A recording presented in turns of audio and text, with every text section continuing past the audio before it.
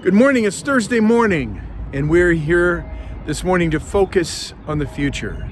And I'd like you to dream about the future, dream of the future of our church, First Christian Church. You know, the good old days are, well, they're good. We all have memories of the way things used to be. Many of you who have been at the church for years and years, for generations, have all kinds of wonderful memories that you've shared. But God always wants us to be moving forward. I've said many times that the most important thing to God is not your past, not even your present, but your future, where you're going to go from here. And so I want you to dream this morning and leave your comments as a reply at the bottom of this note. I'd like you to dream about the future. And it may be a dream of what used to be. It may be a dream of what you would like to see the church become. It may involve music or message or children or the structure itself. But I'd like you to dream a little bit as we seek to know what God's future is for us, God's plans. Our future, God's plans.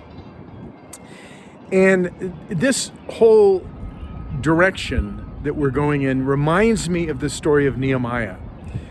At my first church that I had coming out of seminary, the very first Bible study I conducted was a Bible study in the book of Nehemiah, because it was all about building the church. It was a church that had suffered through very hard times. There were only a handful of people. And so we began with the book of Nehemiah. Here's why. Nehemiah was one of the captives who had been taken from Judah to Babylon. Nehemiah was probably one of the sons of the original captives who were carried away to Babylon. And they were there for 70 years.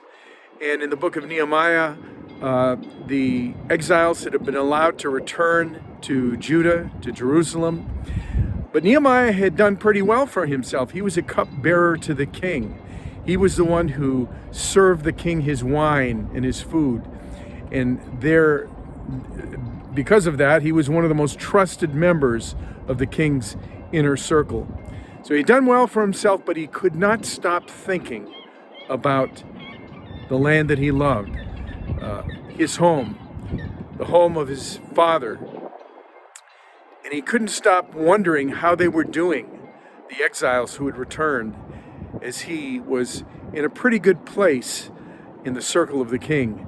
And so he prayed and asked God that he might have favor before the king. And he with God's help, had the courage to go to the king and ask if he might return and check on his people who had returned to Jerusalem.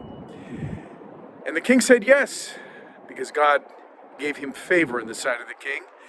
And the king sent him away, giving him security and the means to make that trip. Nehemiah came, and the first thing he did when he arrived back in Judea, in Jerusalem, was he walked around the city for 3 days. He looked, he examined the walls, the state of the city, he talked to the people, and at the end of 3 days, we read this in Nehemiah chapter 2.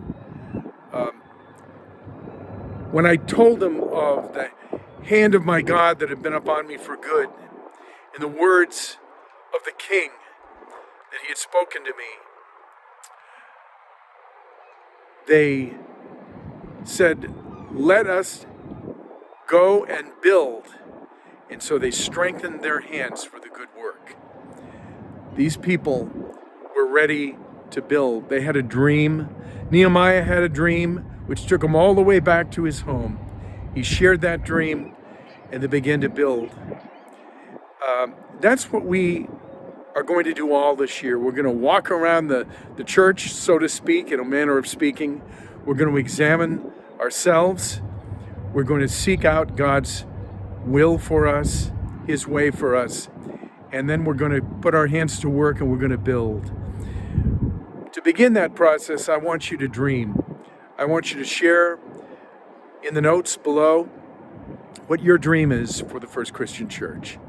And we will go on from here, talk about those dreams, and trust that the good hand of the Lord will be upon us as we go forward.